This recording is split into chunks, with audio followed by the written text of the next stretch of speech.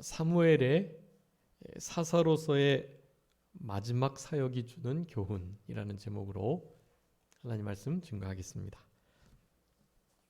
오늘 본문의 말씀은 사무엘상 8장에서 이스라엘 백성들이 왕을 구하게 되었습니다. 사무엘 선지자가 왕과 제사장, 선지자의 역할을 잘 감당했는데요. 그의 나이가 점점 늙어지고 그의 자녀들 또한 신앙으로 제대로 살아가지 못하는 모습들을 보면서 왕을 구하게 됩니다. 그래서 사무엘의 입장에서는 사사의 역할을 마지막 사사의 역할을 했기 때문에 상당히 이스라엘 백성들이 자기를 불신하고 자기를 버린 것처럼 여겼지만 하나님께서 말씀해 주세요. 사무엘아, 그들이 구하는 대로 왕을 허락하라 라고 말씀하시면서 그가 너를 버린 것이 아니라 나를 버렸다, 그렇게 하나님이 말씀하시는 거예요. 그래서 그와 같은 일들을 통해서 결국에는 궁극적으로 하나님께서 나타내시고자 하는 메시아 왕국의 참된 왕이 누구인지를 알려주시기도 하셔야 되기 때문에 왕의 제도를 허락하십니다.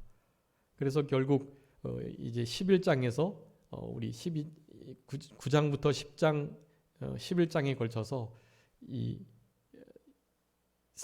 사울 초대 왕이 세워지게 되고요. 왕이 세워졌으니 이제 사무엘은 사사로서의, 그때 당시에 사사가 왕의 역할을 했거든요. 그렇기 때문에 그 사사로서의 역할을 이제 마지막으로 하는 그 고별 설교와 같은 장면이 오늘 사무엘상 12장의 말씀입니다. 우리 맥체인 성경을 통해서 다 읽어보셨을 건데요.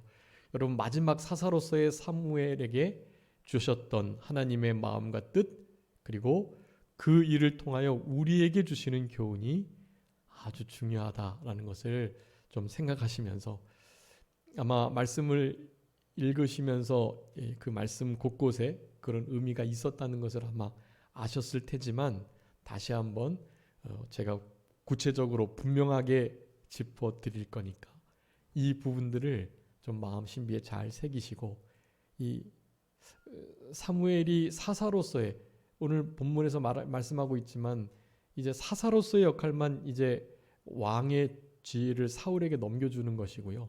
제사장이나 혹은 선지자의 역할은 계속 감당하는 거예요. 내가 의와 선으로 하나님 앞에 참된 바르고 깊은 뜻을 깨닫고 가르치기를 계속하겠다, 그렇게 말씀을 했잖아요. 그런 말씀들을 바탕으로 마지막 사역들을 이렇게 정리하는, 사사의 사역을 정리하는 입장에서 우리 성도님들의 삶 속에서도 사실은 인생의 전 후반이 있고요. 이제 저는 45세가 넘었기 때문에 저도 이제 중반을 넘은 중년의 이제 때를 살아가게 되는 거고요.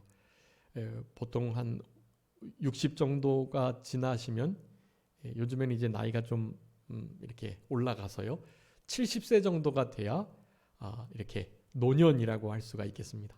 네, 노년을 살아가시고 준비하시는 분 계시고요, 중년을 지나시는 분도 계시고요.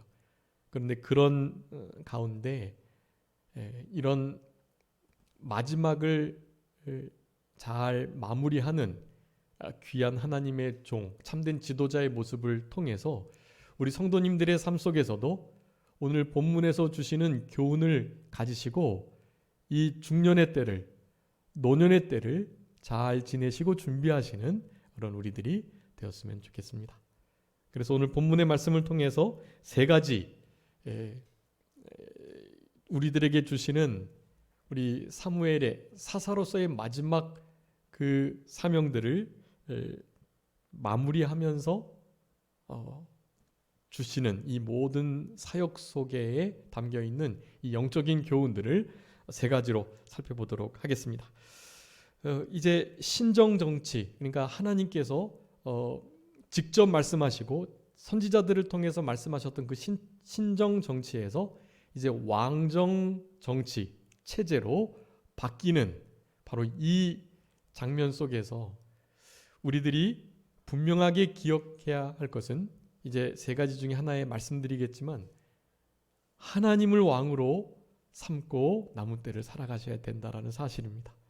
여러분 이제 남은 인생은요, 여태까지는 내 뜻대로, 내 계획대로, 내 경험과 내 생각대로 그렇게 살아오셨다면 이제 남은 때는 하나님께서 왕 되셔서 하나님이 통치하시고 다스리시는 이 모든 인도를 아주 그대로 잘 받아서 살아가시는 그런 귀한 우리 성도님들의 남은 생애가 다 되셨으면 참 좋겠습니다. 우리 사무엘 선지자가 그 사사의 일을 마무리하면서 하나님과 또 사울 왕과 백성들 앞에 얼마나 당당하고 멋있었는지 몰라요. 여러분 그런 귀한 진리를 이 시간에 분명히 마음에 새기시고 잘 본받을 수 있는 그런 이 사무엘 12장의 말씀이 되었으면 좋겠습니다. 자, 첫 번째는요, 우리가 본받아야 할 아주 중요한 교훈입니다. 1절부터 5절까지인데요. 여호와와 사람들, 왕, 또 일반 백성들 앞에서 인정을 받는 사무엘이었다라는 것입니다. 여러분 우리의 삶을 돌아봤을 때 자기 자신도 자기 자신에게 부끄럽고 특별히 다른 사람에게 어떻게 좀 당당하고 어깨를 필 수 있는 그런 삶을 살아가지 못했다면 이렇게 실제로 우리 이제 읽지 않았지만 우리 성도님께서 꼭 1절부터 18절까지 꼭 댁에 가서 읽어보셔야 돼요.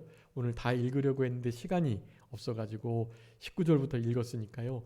여러분 꼭 읽으시고 거기에서 중요한 교훈들을 읽는 가운데 하나님께서 주시는 말씀 속에 은혜들이 있어요. 그 은혜들을 구절들을 마음에 잘 새기시기 바랍니다.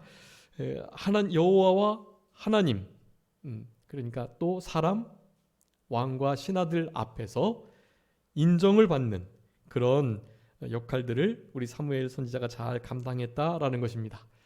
우리 지난 시간에도 말씀드리면서 김용복 목사님의 세 가지 중요한 신앙의 교훈, 신앙 양심, 그 다음에 일심정력, 삼가조심 이 부분을 적용했는데요. 여러분 주보에 기록해 두었어요. 빨간 글씨로요. 여기서도 그 사무엘이 마지막에 우리 나타낸 그의 삶을 사역을 통해서 보여줬던 아주 중요한 그 교훈들이요. 딱 그 세 가지의 원리에 입각해서 그렇게 잘 해낸 거예요. 하나님과 사람 앞에서 실제로 인정받고 칭찬받으려면 적어도 자기 자신에게 부끄럽지 않아야 하는 거예요. 그렇게 살아가야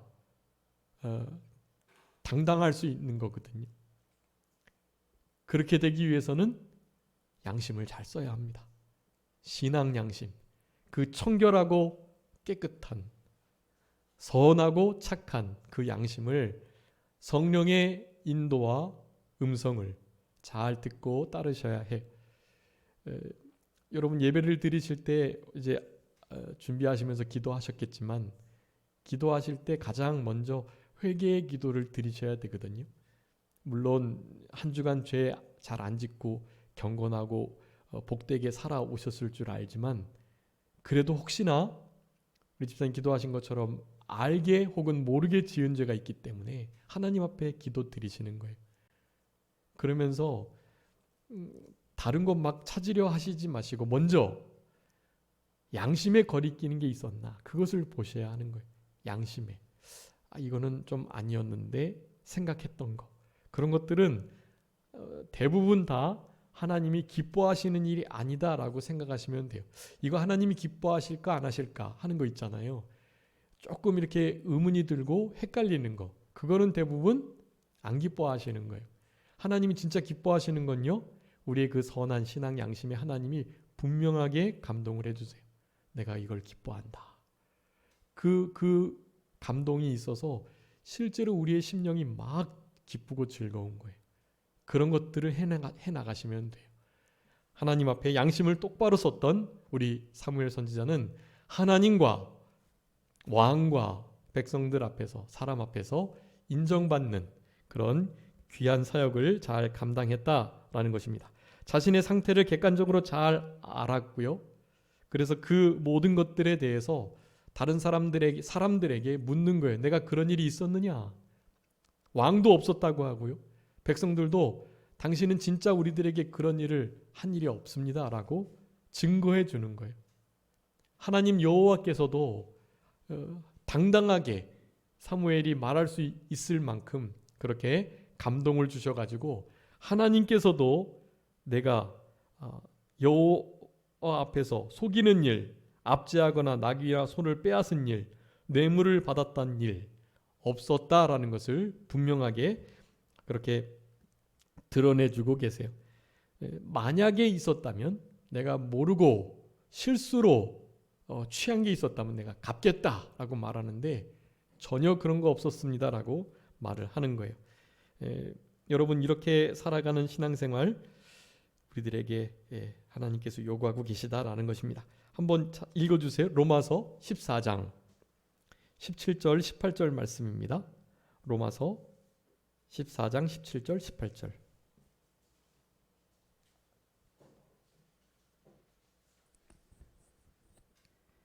하나님의 나라는 먹는 것과 마시는 것이 아니요 오직 성령 안에 있는 의와 평강과 희락이라. 이로써 그리스도를 섬기는 자는 하나님을 기쁘시게 하며 사람에게도 칭찬을 받느니라. 아멘. 하나님께서도 기뻐하실 뿐만 아니라 사람들에게도 칭찬을 받는 그런 크리스찬, 그런 참된 하나님의 자녀들, 백성들이 되어야 되는 거예요. 어떻게 하면 그렇게 할 수 있다고요? 하나님의 나라를, 심령 천국을 잃어버리지 않아야 되는데 그 하나님의 나라는 먹고 마시는 거 그런 거 아니고요. 외부적인 환경에 관한 거 아니고요. 성령 안에서 의와 평강과 희락이다. 여러분, 한 주간의 삶 속에 기쁨을 잃으셨다면, 짜증나고 원망 불평하고 낙심 낭망하셨다면 그거 성령 안에서 살아가신 거 아니에요. 그렇게 되면 하나님이 기뻐하시지도 않고 사람들에게 칭찬받는 삶을 살아갈 수 없는 거예요. 의와 평강과 희락이, 그 심령 천국이 계속 되셔야만 해요. 여러분, 사탄은 그거를 뺏으려고 하니까 무슨 일이 있어도 그걸 잃어버리시면 안 돼요. 의와 평강과 희락, 성령 안에서, 그래야만 하나님이 기뻐하시고 사람들도 인정하고 칭찬하는 그런 신앙의 삶을 살아갈 수 있다는 것입니다. 두 번째예요. 6절부터 18절 말씀이에요. 이것은 우리 사무엘이 삼가 조심하며 살아갔던 것을 말씀하면서 우리 백성들에게 교훈을 주고 계시는 것입니다. 여호와께서 베푸신 그 은혜가 얼마나 큰지요. 그 베푸신 은혜를 잊지 않아야 하고, 잊지 않은 그 은혜의 감격을 가지고 그분만을 따라 살아가야 한다라는 것을 우리들에게 교훈해 주고 계십니다. 우리 사무엘이 그렇게 살아갔어요. 자신에게 베풀었던 은혜를 한순간도 잊지 않고 늘 기억하고 감격하면서 살아간 거예요. 사무엘의 하나님 앞에서의 절대 순종을 통해서 그것을 증거했던 거예요. 하나님의 영원하신 작정과 뜻을 사무엘을 통해서 온전히 이루셨던 것을 보면 증거가 되는 거예요. 여러분, 은택을 잊은 자, 은혜를 잊은 자는 정말 배은망덕한 거예요. 지난 시간에도 했었죠. 1만 달란트 100데나리온. 1만 달란트와 100데나리온은 60억 분의 1 차이로서 100데나리온을 만 원이라고 한다면 1만 달란트는 60억 원이에요. 여러분, 우리는 60억 원의 빚을 탕감받은 은혜를 받은 자예요.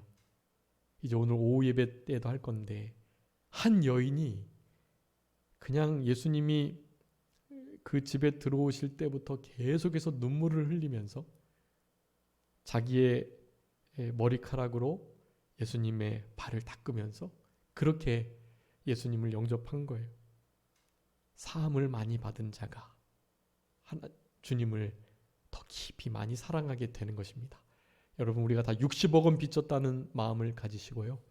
우리에게 좀 잘못하고 억울하게 하고 해끼치고 못되게 하고 우리의 마음을 정말 불편하게 하는 그 사람, 그 가시노릇하고 막 그렇게 채찍 노릇하는 그 사람, 여러분, 그 사람을 그저 나에게 1만 원 빌려간 정도다 라고 생각하시고 당연히 10,000원 탕감해 주실 뿐만 아니라 우리가 가지고 있는 10만 원, 100만 원, 1,000만 원, 아니 전 재산인 1억도 줄 수 있어야 돼요. 왜냐하면 우리는 얼마 탕감받았으니까요. 60억 탕감받았으니까요. 1억 정도는 그들을 위해서 진짜 쓸 수 있어야 해요. 그냥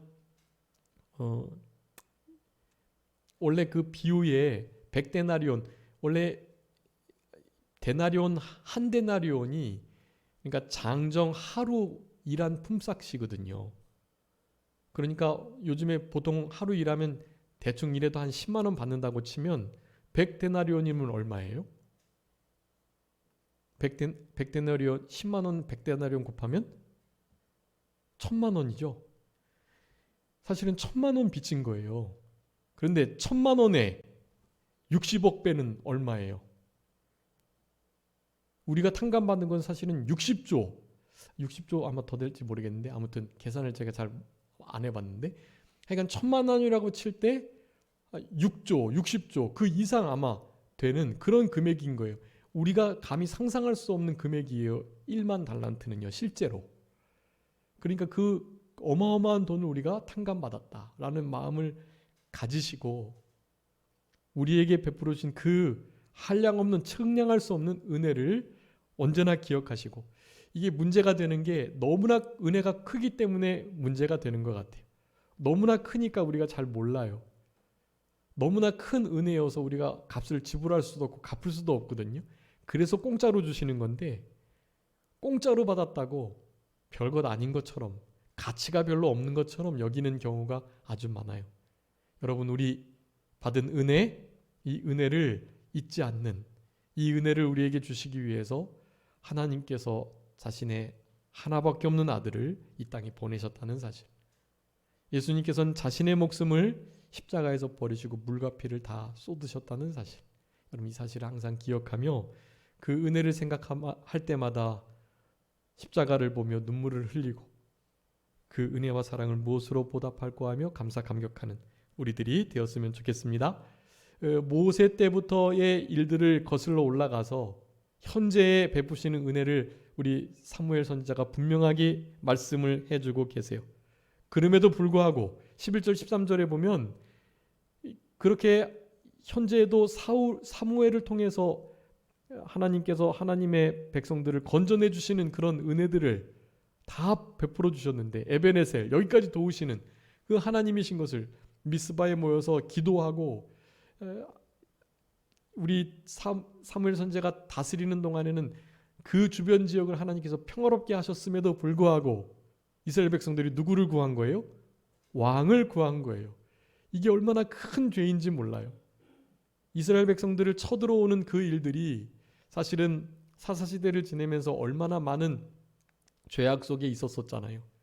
왕이 없음으로 자기 마음대로 했다 그렇게 표현하는데 그렇게 죄를 짓는 거기다가 왕을 구하는 악을 더했다라는 것을 강조하여 말씀해주고 계시는 것입니다.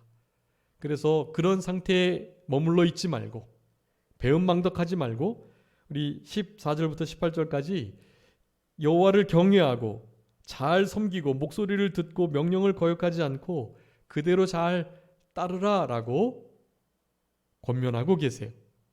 이런 권면을 우리에게 하시는 권면으로 들어야 되겠고 지지난 시간에도 우리가 말씀 읽었는데 중요한 말씀이니까요. 여기서 경외한다는 단어가 아주 중요하거든요. 이제 뒤에 한 번 더 강조해요. 경외해야 할 것과 그분만을 섬겨야 될 것을 우리 사무엘 선지자가 강조하고 있는데, 여러분 경외하는 마음, 아까 전에 은혜를 잊지 않고 하나님께서 우리들에게 주셨던 바 그 은혜와 사랑을 기억하면서 하나님을, 사람을 사랑하고 그들에게 칭찬받고 인정받는 삶을 살기 위해서 로마서 14장의 말씀을 드렸는데요. 그런 일들 또한 하나님께서 선행적인 은혜로 도와주셔야 가능하다는 것, 그것이 참 중요하고, 이 경외하는 일도 마찬가지. 하나님을 가장 두려워하고 가장 사랑하며 살아가는 이 경외가 하나님께서 우리에게 선행적인 은혜로 부어주셔야만 가능하다는 것을 기억하시고, 하나님 우리 심령 속에 이 복된 마음, 여호와를 경외하는 마음 허락해 주시고 우리를 떠나지 않도록 도와주십시오. 여러분 간절히 기도하셔야 되겠습니다. 예레미야 32장 40절 한번 읽어주세요. 예레미야 32장 40절. 예레미야 32장 40절 말씀입니다.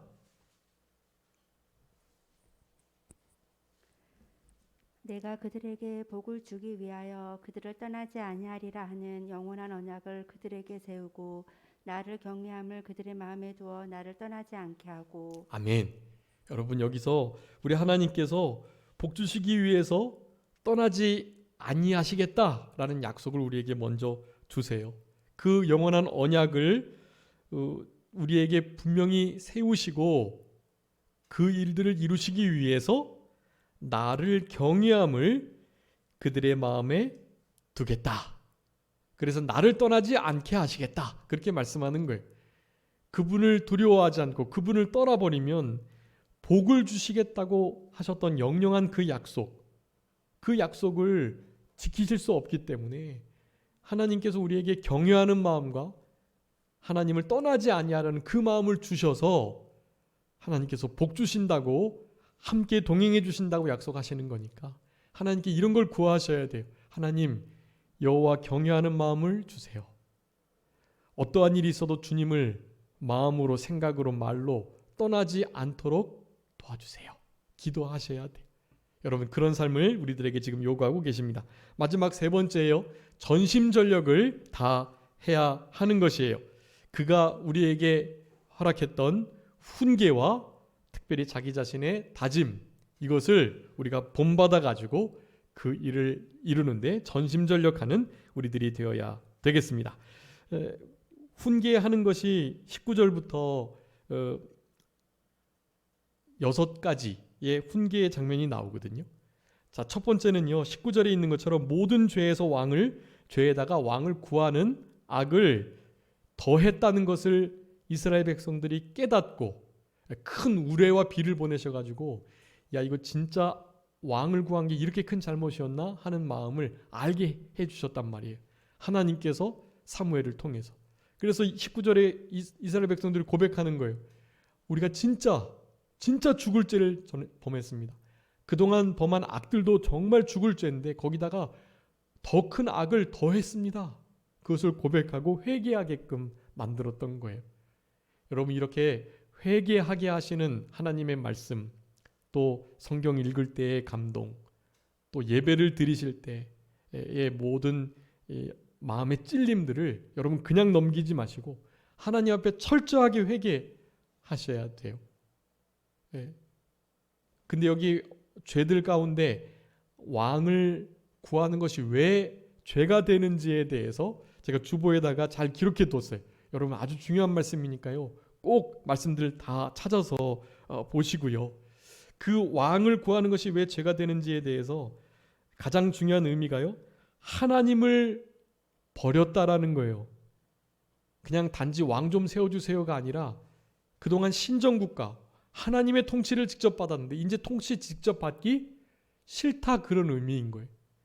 하나님을 버려가지고 왕으로 모시지 않겠다. 이제 더 이상 다른 나라들처럼 우리는 그저 좀 편하게 사람들을 세워서 왕 노릇 받기를 원한다. 자기가 왕 될 것도 아니면서 하나님께서 그렇게 왕 세우면 너희들은 종 될 것이라고 분명히 경고하셨는데, 형편없는 왕이 세워지면 너와 너희 자녀들과 너희 재산들과 그런 모든 것들이 다 빼앗기게 될 것이라고 분명히 경고하셨는데도 끝까지 왕을 그래도 세워달라고 하는 거예요. 다른 것이 아니라 우리 마음에서 하나님을 버리고 다른 무엇으로 왕 노릇하게끔 하기 위해서다라는 것을 말하는 거예요. 우리 사무엘상 8장 5절에서 보소서 당신이 늙고 당신의 아들들은 당신의 행위를 따르지 아니하니 열방과 같이 우리에게 왕을 세워 우리를 다스리게 하소서라고 요청을 드려요. 이 요청이 사실은 사무엘을 기분 나쁘게 했어요. 이 자녀들도 당신이 교육을 잘 못해가지고 저 모양으로 저렇게 제대로 못하는데 저 사무엘 당신 아들들이 또 뒤를 이어서 사사가 되면 안 되고 그러지 말고 아예 다른 열국처럼 왕을 세웁시다. 왕을 세워주세요. 그렇게 말한 거예요. 그랬을 때 그 부분에 대해서 노를 가졌는데 하나님께서 바로 말씀해 주세요. 사무엘상 8장 7절에 하나님께서 사무엘에게 말씀하십니다. 백성이 내게 한 말을 다 들어주라. 그들이 너를 버림이 아니고 나를 버려 자기들의 왕이 되지 못하게 함이니라 라고 말씀해요. 사무엘을 버린 게 아니라 하나님을 버렸다라는 거예요. 여러분, 왕 세웠던 이유가 죄가 되는 이유는 바로 거기에 있는 것입니다. 여러분의 삶 속에서 하나님의 왕위의 자리에 그 무엇인가가 있다면 여러분 그 모든 악들 위에 더 큰 악을 더하는 것이다 라는 것을 여러분 잊지 마시고요. 우리 시편 74편 12절에 있는 것처럼 하나님은 예로부터 나의 왕이시라. 네, 여러분 하나님이 우리의 왕 되시고 나의 주 되심을 고백하시며 그것은 고백에서 끝나면 안 되고 실제로 여러분의 삶 속에 무슨 일을 하나 하든지 기도하셨던 것처럼 하나님이 기뻐하시는 것을 찾을 수 있는, 하나님이 원하시는 것을 하실 수 있는, 하나님이 기뻐하지 않고 원하시지 않는다면 내가 아무리 하고 싶고 간절히 바라고 정말 좋아하는 것도 절연히 끊을 수 있는 우리들이 되어야 합니다. 여러분, 그게 하나님을 왕으로 모시고 사는, 왕을 하나님께 구하지 않는 참된 신정국가의 백성으로서의 삶이다라고 할 수가 있겠습니다. 여러분의 삶 가운데 왕 노릇하고 주인 노릇하려고 했던 모든 것, 여러분 그것은 아담의 죄로부터 이어지는 것인데요. 내가 이제는 좀 죄의 기준을 나로 삼고 싶다. 내가 이것은 죄라고 하면 죄가 되고 이것은 죄가 아닌 것은 아닌 것이었으면 참 좋겠다. 그런 마음을 갖는 거예요. 하나님이 남과 여를 정했는데 남과 여 그거 교회에서 가르치는 거고 그거 부모님이 쇠뇌시킨 거니까 남녀 그거 성을 그렇게 결정된 게 아니다. 내가 내 나름의 성을 결정할 수 있다. 그리고 성은 성경에서 말하는 것처럼 남자와 여자를 창조했다. 그렇게 두 성만 있는 게 아니라 그 안에 무수히 많은 성들이 있다. 여러분 이런 일들이 지금 일어나고 있어요. 여러분 이런 세계 속에서 진짜 삼가 조심하지 않고 진짜 하나님 앞에 전심전력으로 매달리지 않고 신앙 양심 똑바로 쓰지 않으면 우리의 자녀들과 우리들의 신앙은 곧 무너지게 되고 만다는 사실을 항상 기억하시면서 여러분 이 일들이 계속돼서 예수님의 시대도 그렇고 그 시대에 있었던 자기 자신이 왕이 되는 일들이 지금 이 순간까지 이어지고 있다는 사실을 기억하시면서 우리 하나님께서 우리의 주인, 우리의 왕이 되시도록 남은 때를 살아가시는 우리가 되어야 되겠습니다. 여러분 예수님 시대에 요한복음 19장에 보면 그 18장에서 빌라도가 너가 왕이 맞냐? 라고 물었을 때 내 말이 맞다. 네 말처럼 나는 왕이다. 예수님께서 왕이라고 하셨거든요. 그런데 19장에서 예수님을 십자가에 못 박게 하소서 이스라엘 백성들이 소리치면서 내가 너희들의 왕을 진짜 십자가에 못 박으랴? 라고 물었더니 백성들이 그렇게 대답하는 거예요. 우리에게는 왕이 없습니다. 가이사만이 우리의 유일한 왕입니다. 그렇게 고백을 하는 거예요. 이스라엘 백성들이. 여러분 하나님이 하나님의 백성에게 하나님의 땅에 하나님의 자녀들에게 왔는데 우리에겐 왕이 없다고 말하는 거예요. 여러분 이런 일을 이런 가슴 아픈 일을 우리의 삶 속에서 우리 주님께 드리지 않도록, 우리에게 왕이 없나이다, 가이사 외에는 왕이 없나이다 대답했던 저들과 같지 않도록 그렇게 살아가셔야 되겠습니다. 그것은 곧 사람을 의지하고 이방 나라 제도들을 신뢰하며 결국 전쟁의 책임, 그거 우리가 지지 않으려고 하는 아주 얄팍한 그런 꾀로부터 나온 일들이기 때문에 이것은 정말 죄될 수밖에 없어요. 사무엘상 아까 8장 20절에서 그 말씀을 해요. 우리도 좀 열방과 같이 되었으면 좋겠다. 우리가 왕을 세우고 그 왕들이 우리를 다스리며 우리 앞에 나가가지고 우리를 대신하여 싸워야 할 싸움을 좀 싸우게 했으면 좋겠다라고 말해요. 이 모든 것들을 책임을 전가하고 싶은 거예요. 아주 죄악된 마음에서 왕을 구했다라는 것입니다. 근데 그 왕 된 것을 왜 굳이 들어주셨을까요? 들어주신 이유가 또 있어요. 그 이유도 잘 적어놨어요. 일단은 하나님께서는 사람의 이 의지, 사람의 인격을, 선택을 존중하신단 말이에요. 강제로 하시는 분이 아니세요. 그래서 허락해 주신 거예요. 그런데 결국 허락해 주신 것이 복이 되지 못해요. 우리 시편에 말씀합니다. 시편 106편 15절에 하나님께서 저희들이 요구한 것을 들어주셨을지라도 저희 영혼이 파리하게 되게 하셨다. 이스라엘 백성들이 광야에서 막 배고프고 물 없다고 그랬을 때 일단 만나 주시면서, 그리고 반석에서 물을 내주시면서 만나 메추라기 주실 때 그렇게 하셨던 거예요. 되는 대로 하나님께서 구하는 대로 다 주시는 거예요. 그러면서도 그들의 영혼은 점점 파리해지도록 만드셨다라는 것을 기록하고 계시는 거예요. 여러분, 우리의 삶 속에 하나님께서 우리의 소욕대로 주시는 모든 것이 복이라고 말하면 안 돼요. 그 욕심을 떠나지 않고 그 식물이 그 입에 있을 때에 노를 바라셔가지고 하나님께서 언제 큰 재앙을 내리실지 알 수 없어요. 응답 들어주시는 것 자체가 다 복이 되지 않는다는 것을 아셔야 됩니다. 그럼에도 불구하고 메시아 왕 되신 그분을 나타내시기 위한 예표로서의 왕이 필요했기 때문에 또 왕을 요구를 들어주셨다고 하겠습니다. 창세기 17장부터 이미 왕에 대한 말씀을 하고 계세요. 열왕이 내 허리로부터 쫓아나겠다라고 말씀을 하셨거든요. 그런 것들이 유다의 홀은 왕의 지팡이인데 다 유다로부터 왕이 나올 것을 이미 다 예견하셨던 거예요. 신명기 17장에서 내 하나님 여호와께서 주시는 땅에 들어가 가지고 만일 우리도 주위의 열국과 같이 우리를 위해 왕을 세워주셔서라고 뜻이 나거든 이러이러하게 왕을 세우고 왕에게는 이런 것들을 주의시켜라라고 이미 말씀해 주셨어요. 이런 말씀들을 이루어 주시려고 이 사무엘 12장에서 왕의 11장 8장부터 이어진 왕을 세우는 그 일들이 이루어진 것이에요. 그래서 12장에서 왕 노릇을 했던, 사사 노릇을 했던 사무엘이 그 사역을 마치게 되었다라는 사실입니다. 그 모든 것들은 또한 징계의 일환이에요.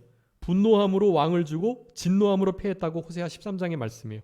왕 세우는 것 자체가 응답해 주신 게 하나님의 징계와 진노였다는 것을 말씀해 주고 계시는 것입니다. 결국에는 하나님만이 온전한 완전한 왕이시다는 것을 결국 나타내 주시기 위함이에요.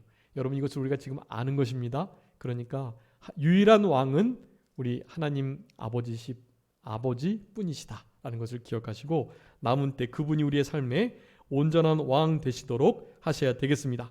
또 20절에서 두려워하지 말고 여호와를 쫓는 돌이키지 말라고 여호와만을 섬기라고 그렇게 권면하고 계세요. 또 유익 없고 구원이 없는 헛된 것을 쫓지 말고 거기서부터 돌이켜라 21절에 말씀하고 계시고요.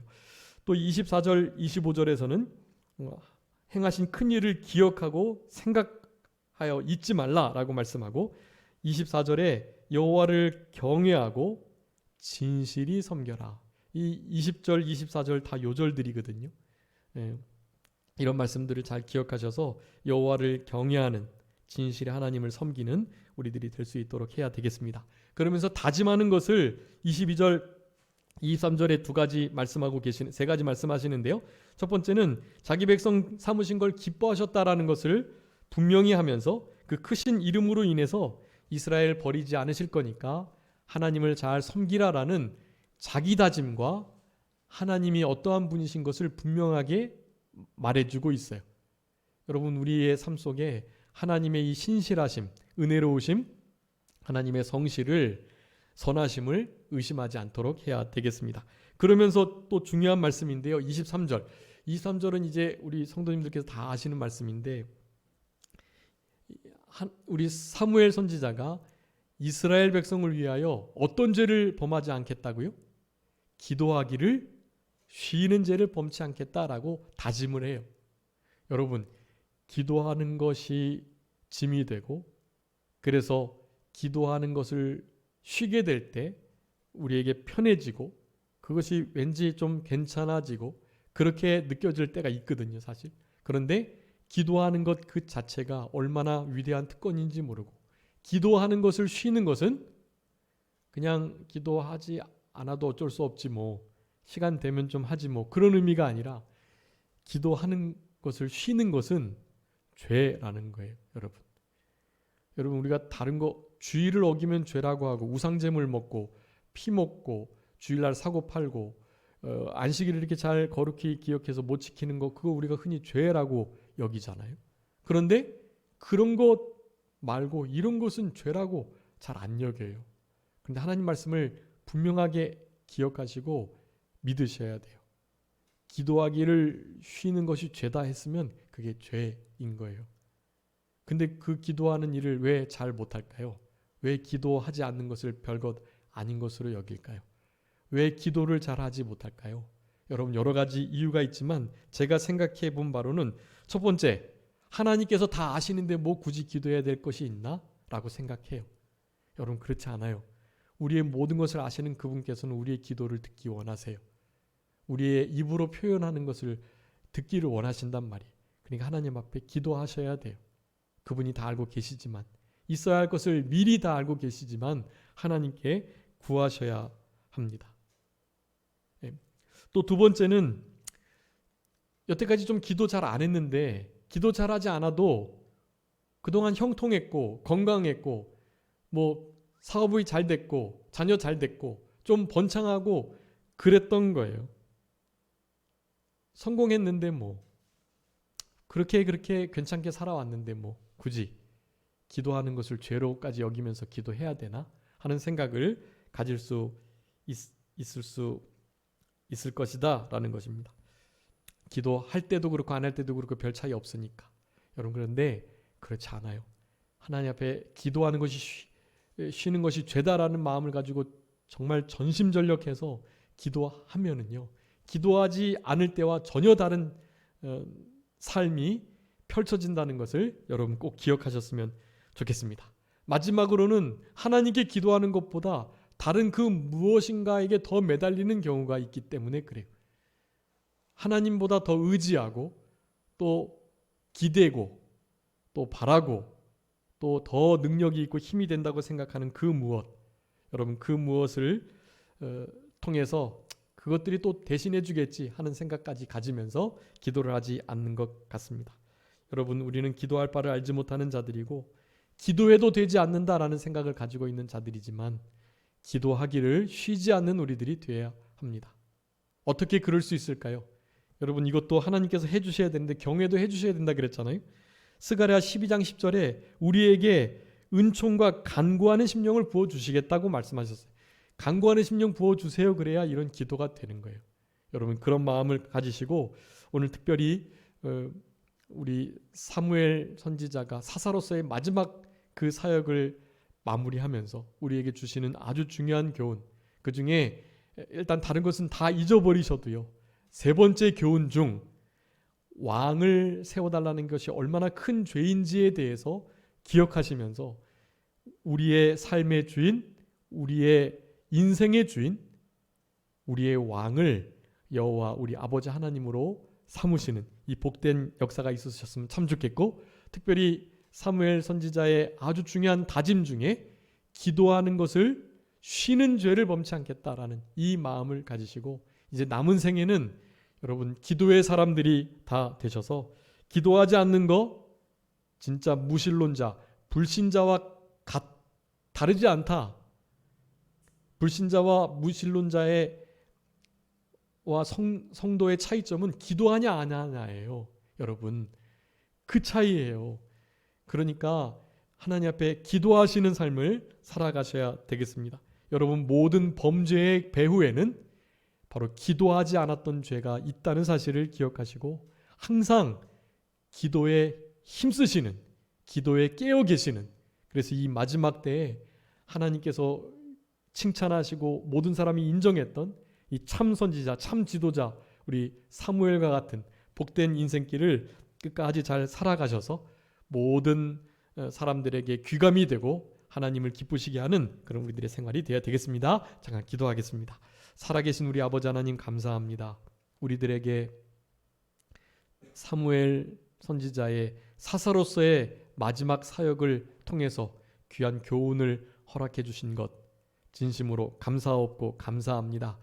아버지 하나님, 우리들에게 이 귀한 교훈들을 주셨지만 다른 것은 다 잊어버려도 하나님을 나의 왕, 나의 주로 삼는 인생이 얼마나 복된지에 대한 진리를 잊지 않게 하시고, 기도하는 것을 쉬는 것은 곧 죄라는 것을 분명하게 기억하며 남은 때 기도하고 깨어있고, 깨어있어 기도하는, 기도의 감사함으로 깨어있는 우리들의 남은 생애가 되게 하셔서 우리 하나님께는 칭찬받고 인정받고 기쁘심을 누리고 다른 사람들에게도 인정과 칭찬을 받을 수 있는 우리들의 남은 생애가 되게 하여 주옵소서. 감사하옵고 예수 그리스도의 이름으로 기도 올리옵나이다.